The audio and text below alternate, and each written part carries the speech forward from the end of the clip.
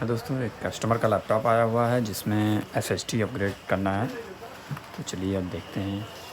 ये मैंने मंगाई है इरवाइन की 256 GB एसएसडी और हार्ड डिस्क हटा के एसएसडी डालना है। ये हो गई हमारी हार्ड डिस्क रिमूव और हमें नई एसएसडी इसमें डालनी है।